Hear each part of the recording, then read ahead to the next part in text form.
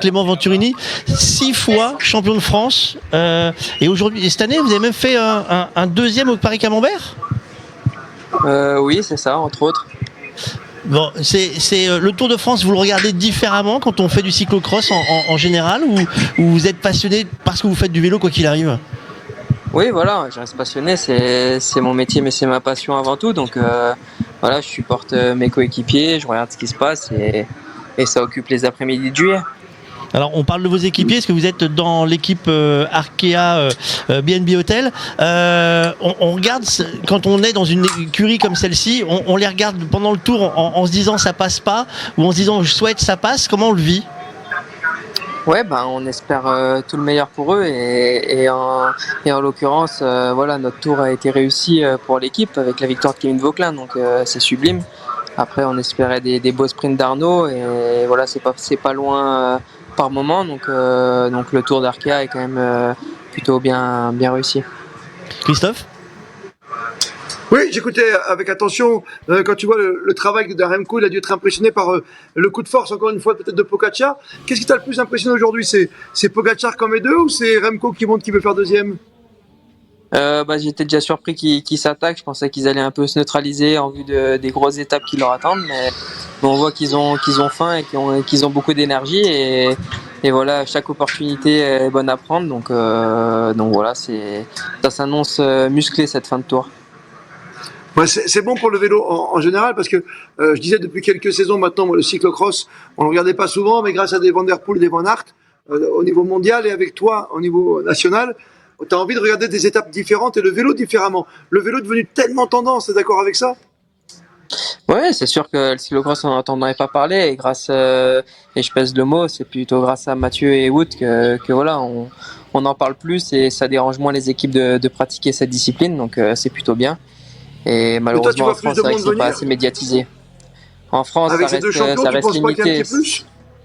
Ça reste limité en France, mais au niveau international, bien évidemment, quand on franchit la frontière, on se rend compte de l'effervescence et il y a des milliers de spectateurs au bord du circuit. Donc, bien sûr, ça attire de nombreuses foules. Ouais. Toi, tu te mets sur la route aujourd'hui, dans une étape comme ça, tu fais combien ? Je suis dans le groupe Eto. Dans le groupe Eto, t'es sûr ? Pas, non. Ah non, faut être lucide. Ça roule extrêmement vite. Aujourd'hui, c'est une étape de moyenne montagne et on veut voir les dégâts. Donc là, on se rend pas compte, mais c'était juste dingue avec le départ qu'ils ont eu. Il va y avoir de la viande grillée ce soir. Hein. Oh, tu m'étonnes, t'as raison. J'adore ton expression. Oui, Fabrice. Non, je réagis à viande grillée, effectivement, l'expression. On imagine très bien ce que ça va donner. Hein. Et justement, je peux poser une question Mais bien sûr, Clément. Thomas, tu peux. Non, pas le néerlandais. Pas le néerlandais. Si. Enfin, Clément, j'espère que tu acceptes ma question et que tu sois moins méchant avec moi qu'à Paco. Clément, toi, tu as participé au Tour de France il y a 4 ans. Quand tu vois le Tour aujourd'hui avec la vitesse avec laquelle il roule et avec la façon dont les leaders écrasent la course, est-ce que tu penses qu'il y a des choses qui ont changé dans le Tour depuis que toi, tu as participé ?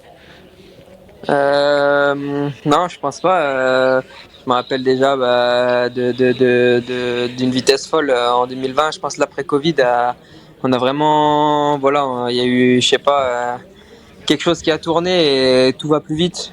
Toutes nos courses, sont rapides, sont d'un niveau extrêmement haut.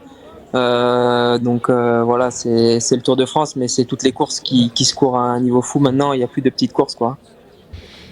Et du coup, justement, comment ça s'explique de ton point de vue ? Thomas. Ouais, comment ça s'explique de ton point de vue, du coup ?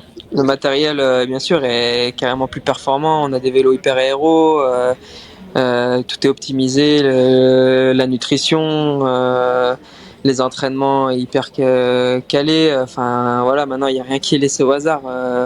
C'est pointu à tous les niveaux.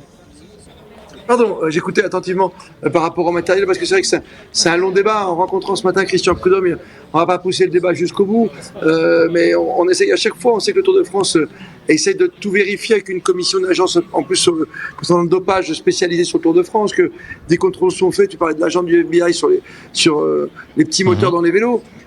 Mais franchement, je pense que depuis le Covid, il a très bien dit Clément, il y a tellement de choses qui ont pu évoluer. Ça va du matériel, l'aéro, tu as également évidemment la nutrition, et puis tu as des équipes qui sont très très fortes aujourd'hui. Tu as des vrais champions dans chaque équipe, et donc c'est des gens qui te portent. Est-ce qu'ils font autant d'efforts qu'avant, quand tu n'avais qu'un seul coureur tout seul qui pouvait faire la différence? Aujourd'hui, tu le vois, c'est tout travaillé, tout planifié. Même pour ce pauvre Vingegaard aujourd'hui, il y a ces équipiers qui sont placés là où il faut. Tu ne te retrouves pas ni Evenepoel, ni Pogacar, 100 personnes pour terminer cette étape aujourd'hui. C'est impressionnant. Stratégie, enfin, il y a tout qui rentre en compte, Fabrice. Ouais, et on a parlé aussi de l'internationalisation du cyclisme, avec des pays qu'on n'avait pas l'habitude de voir. Clément, toi également, dans ta discipline, cette internationalisation, tu la ressens, c'est-à-dire qu'avec des jeunes qui débarquent, puisque on le rappelle, tu fais partie maintenant des moins jeunes. Tu ferais, pour certains, tu ferais jeune sur les Tours de France il y a 40 ans, mais aujourd'hui tu ferais quasiment vieux. Tu n'as que 30 ans, hein, je le rappelle. Mais tu les vois sur le cyclocross aussi, toi, ces jeunes qui débarquent et qui ont envie de tout gagner? Après, le vélo reste quand même plutôt européen, même si voilà, il y a des phénomènes d'Amérique du Sud ou autres, mais on passe quand même plutôt en Europe pour le vélo. Après, ça, je pense que ça a toujours été. Les Colombiens étaient toujours là auparavant également. Donc voilà, il y a certes une internationalisation, mais bon, ça n'a pas non plus été bouleversé, ça. Bon, on se rappelle, hein, 2017, 2018, 2019, 2021, 2023, 2024, champion de France de cyclocross. Tu veux continuer? Ouais, je prends plaisir à pratiquer cette discipline l'hiver. C'est toujours un plus, aussi un très bon complément en vue de la route. Après, voilà, j'avais plutôt orienté mes saisons cyclocross avec Cofidis à l'international. C'est que ces derniers temps, je remets un peu le pied dedans, mais voilà, en arrivant un peu tard, c'est un peu court en forme, même si j'arrive un peu à peser au mois de janvier. Mais cette année, peut-être que ça sera différent. On va peut-être orienter un petit peu plus de cyclocross dans mon programme, mais rien n'est fait. Alors ton programme là, on est en juillet, c'est quoi? C'est vacances ou c'est entraînement ou c'est course? Il y a eu une petite période de vacances, mais c'est beaucoup d'entraînement et c'est les courses qui vont reprendre dès la semaine prochaine, le Tour de Wallonie, après la Poly-Normande, le Tour du Limousin, Grand Prix de Plouay. Enfin, on a un programme bien chargé. Donc c'est les vacances au mois d'août, c'est foutu quoi? Ah ouais, non, les vacances c'est au mois d'octobre. Mois d'octobre? Bon, bah écoutons tout ça. Merci beaucoup d'avoir passé une tête chez nous. On sait que tu as roulé aujourd'hui, hein, ça explique certaines choses. On te remercie grandement. Je sais même pas ce qu'on peut te souhaiter, parce qu'en fait, quand on est 6 fois champion de France, à part faire encore une barrière de plus, Christophe, gagner des courses. Gagner des courses, c'est le plaisir de gagner. Bah, on te souhaite alors de gagner des courses.